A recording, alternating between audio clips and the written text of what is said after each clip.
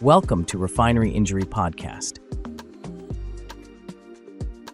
Hello and welcome back to the Refinery Injury Podcast with Brooks Harrison. Brooks is a Texas trial attorney dedicated to representing refinery and plant workers who suffer catastrophic injuries in explosions, fires, and chemical accidents across the South. My name is Kevin Rosenquist, and today we're talking about how contractor-heavy job sites can create safety gaps that put refinery workers at risk. Brooks, welcome back. It's great to see you. Thanks for having me once again. So for anybody who hasn't spent time inside a refinery, how would you describe what it's really like when dozens of contractor crews are all working in the same space? Well, it's basically organized chaos. You're gonna essentially have your operators who are probably situated in an operation booth. They're usually not out running around amongst the unit, but at the same time, you're going to have a lot of the folks that are the maintenance folks. Everybody, the safety folks. You're literally going to have 3 or 4 contractors moving in and out of any unit at any different time, whether it's based upon a maintenance schedule or otherwise. Whether or not it is a shutdown, whether or not it's preparing for a startup. So it's literally constant organized chaos within the unit with different contractors moving in, finishing, different lines being shut down, different lines being started up. It's in every unit is basically the same in many ways, but every unit has differences that make them all unique as well. A lot of dangerous situations you've handled come from simple things that tend to fall through the cracks. What kind of oversights tend to happen most when you have multiple contractors sharing the same job site? It's honestly the sharing of information that becomes the greatest lapses. What was the crew doing before we got there? What were they actually doing? What condition did they leave whatever they were working on? Was everything logged out, tagged out? Was everything opened back up? I mean, it's a myriad of different things that are going on out there, and again, it's always within the lack of communication of what we did do or what we didn't do, and it would be like going into surgery with multiple doctors and without knowing the next doctor knowing what the previous doctor was doing, and it's hard to have continuity, and without continuity, that's where explosions and injuries and deaths occur. Yeah, what types of issues do you find happen in the when there's a lack of coordination or communication in those moments before an accident actually happens? Well, I mean, you have so many different contractors and with different equipment and different crews. The one crew's not necessarily up to date on all the features of the other crew's equipment. There is sort of some crossover that is required of just having basic knowledge of what my coworkers or what those other coworkers are doing on the other side. So being awareness of that unit is so very important. That I was going to actually ask you about that. I was curious about the equipment because obviously contractors are bringing their own equipment, crews, and they don't have their own procedures. How do they? Does that contribute to that issue of lack of communication? What problems do you see when safety standards aren't consistent across the site? It's probably the same thing we see whenever we have a football team that is disconnected and not running the same play. Essentially, the quarterback has to know where the wide receivers are running so that he knows where he's throwing the football. It's not much different out at especially with maintenance at a refinery. It's a step-by-step process. It's generally shouldn't be piecemeal. Piecemeal is what ends up leading to the BPs of the world, and folks just skipping a step here and there.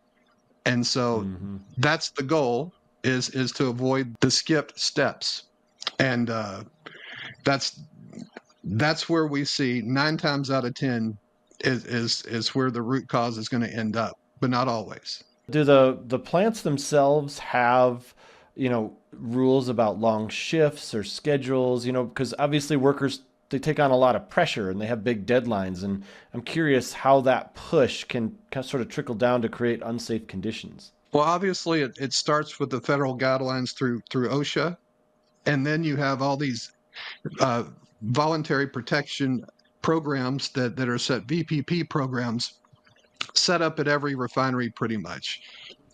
So they try to create the continuity within the refinery and refineries wide. That's the attempt. Reality is a different story. It's just like a lot of things. A lot of things look good in a book. They're not really that run that well in practice. And that's what you see here. And that's where you see folks getting hurt.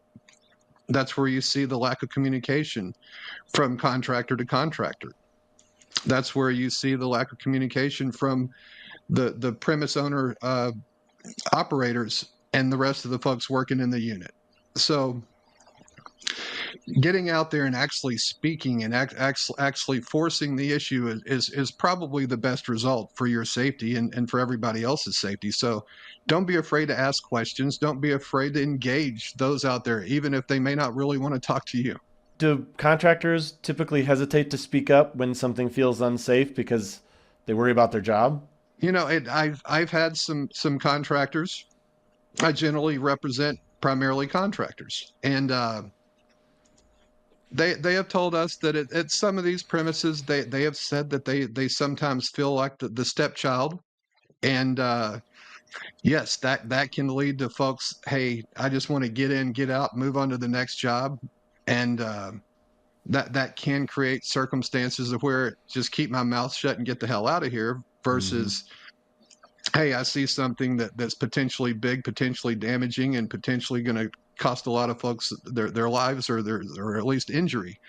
No, it definitely happens, and I do always say speak up, because when you're speaking up, you're not just speaking up for yourself. You're speaking up for all those folks that are out there with you, and you're also speaking up for the folks that love you at home. Absolutely. Yeah, that's a really good way to put it. So what do you feel refineries and plants should do to help maintain communication, make sure that everybody's on the same page so that we can try to mitigate some of these accidents? Refineries and are just like any other business. They bid out their work. They bid out their contracts for basically most everything outside of just monitoring in the operations section. So about most everything is outsourced now. Just like most businesses, they're reaching out with their offers, and they usually take the most reasonable or lowest bidder. And that can be perfectly fine from a business aspect, but when it comes to worker safety, I would prefer them to start selecting the best possible bidder rather than the cheapest bidder in many instances. And we've seen that over and over, and the cast of characters that are involved in a lot of these injuries and end up as defendants, and we get to depose them on a pretty frequent basis.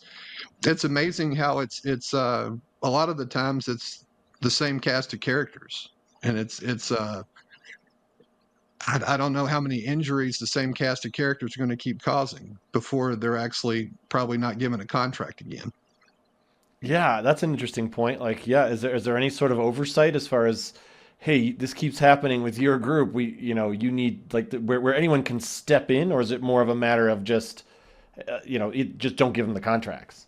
It would be nice to have say a third party system that kind of grades and ranks contractors and in relation to safety and probably getting the job done without injuries, etc. I mean that exists to an extent, but not the focus is not on worker safety per se. It's more focused on getting product to the end consumer, and that's a very good question, and that is something that needs to be advocated for in some way, and especially in a much louder way if it's even being advocated much at all at this point. When an injury happens, especially on a contractor driven site, we've talked about this in previous episodes, that figuring out who's responsible can be messy.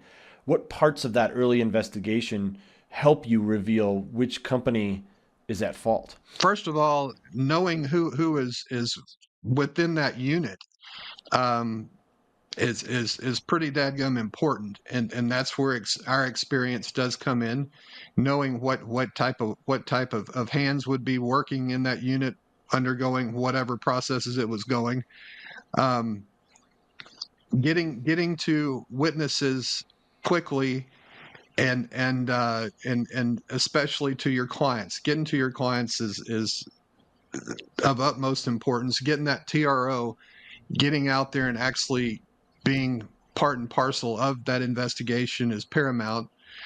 And and then literally that's where you know what experts you're going to hire, and from there that's when you're running full steam ahead. We talked about how contractors, might hesitate to speak up.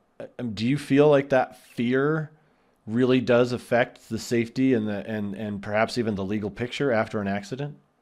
I think any of my contractor clients would tell you absolutely it affects the culture, absolutely it affects the safety, and ultimately it does affect lives. But with the added pressure of hurry up and get the job done, I haven't seen it changing much over the last 2 decades. I've actually seen it probably get a little looser, and I've seen the push become greater, to be honest with you.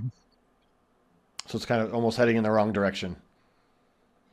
I do. I do see. I mean, I think Mm-hmm. the workers will even tell you that. I mean, at least I know my Mm-hmm. clients tell me that. They're like, the loosening of safety all around, and the push to profitability is going to create massive problems in coming weeks, months, and years. We talked about the communication issues and how, companies' shortcuts or problems can change a worker's life. What's a situation that shows how quickly things can unravel when contractors aren't aligned? Well, I mean, a perfect example of contractors not being aligned, and operator error, and basically just everything that could have went wrong did was out at BP Texas City, and that was a perfect example of cutting cost, not wanting to put a flare on a blowdown drum. Um, it also the trailers were too close to the unit. The trailers where over 10 people were killed, and they were allowing trucks to park near the unit. I mean, this is a hydrocarbon unit. I mean, that's what they're doing. They're producing heavy and lights. That's the purpose of this thing. Yet we're allowing ignition sources to park next to that unit, and we're allowing non-blast proof trailers to literally be set right next to that unit. And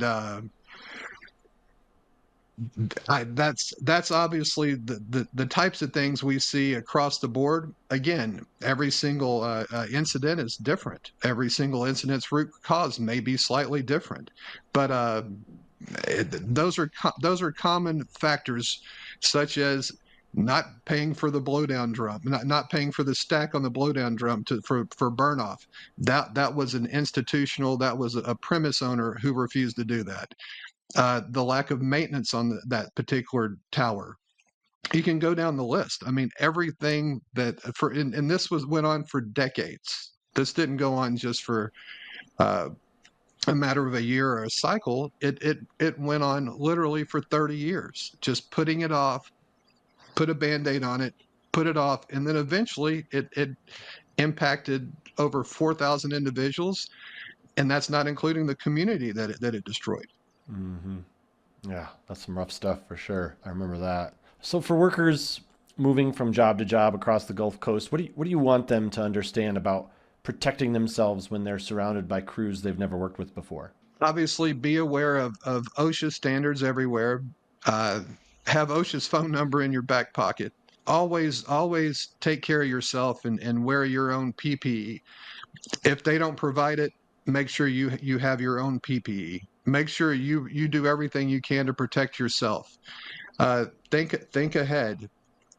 Uh, Make sure your family is aware of where you're going, what you're going to be doing. Your family can even look and check local hospitals just in case that are nearby while dependency of you working there. Just it's a little forethought and a little bit of just awareness.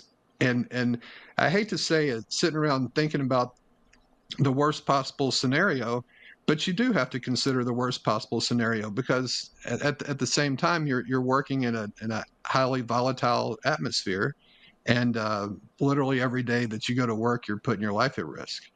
Mm-hmm. Yeah, that's good perspective. Definitely.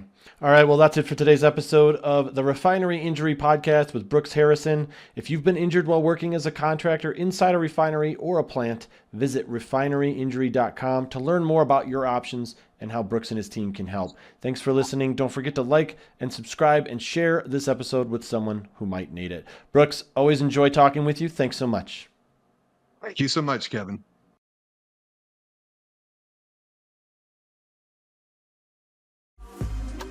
Thanks for watching. Be sure to hit that like and subscribe button and leave us a review in the comments.